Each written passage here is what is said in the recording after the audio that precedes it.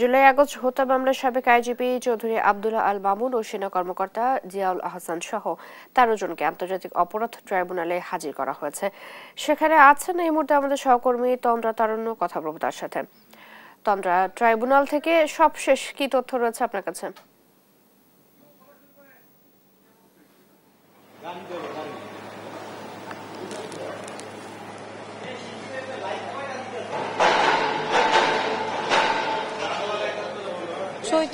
July August গণহত্যায় কিন্তু এখন পর্যন্ত অনেককে আটক করা হয়েছে এবং আজকে সকালেও কিন্তু যদি একটু বলি যে আজকে সকালেও কিন্তু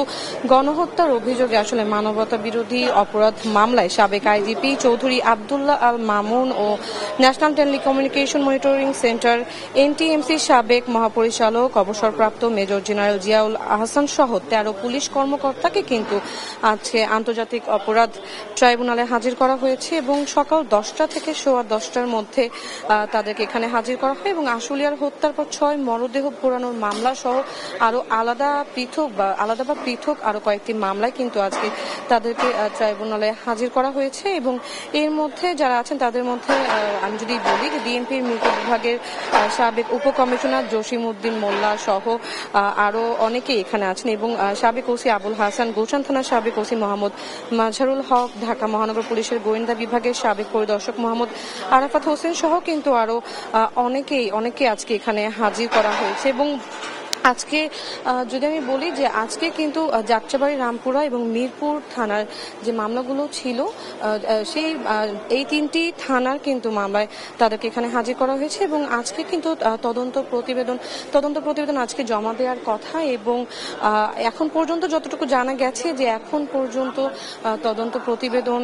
জমা দেওয়া হয়নি, তবে কোর্টে প্রসিকিউশন আরো সময় চাইতে পারে বলেও জানা গেছে এবং বিশেষ করে যদি আমি বলি যে যাত্রাবাড়ি থানা এবং রামপুরা থানায় কিন্তু যে হারে বা যেভাবে গণহত্যা চালানো হয়েছিল তার জন্য কিন্তু আরো বেশি তদন্ত করতেও আরো বেশি সময় লাগতে পারে, যার জন্য প্রসিকিউশন আরো বেশি বা আরো কিছুটা সময় চাইতে পারে। এখানে অডিও থেকে শুরু করে ভিডিও যেগুলো আছে সেগুলো সবকিছু আসলে ধীরে ধীরে কালেক্ট করা হচ্ছে বা এগুলো সংগ্রহ করা হচ্ছে এবং এর পরবর্তীতে তদন্ত পুরোপুরি শেষ হলে কিন্তু তারপর এ নিয়ে আরো বেশি সামনে পরবর্তীতে আগানো হবে। তো চৈতি, এই ছিল আমার কাছে আন্তর্জাতিক অপরাধ ট্রাইব্যুনাল থেকে সর্বশেষ। তন্দ্রা, ধন্যবাদ আপনাকে। আন্তর্জাতিক অপরাধ ট্রাইব্যুনাল থেকে যুক্ত ছিলেন সহকর্মী তন্দ্রা তারণ্য।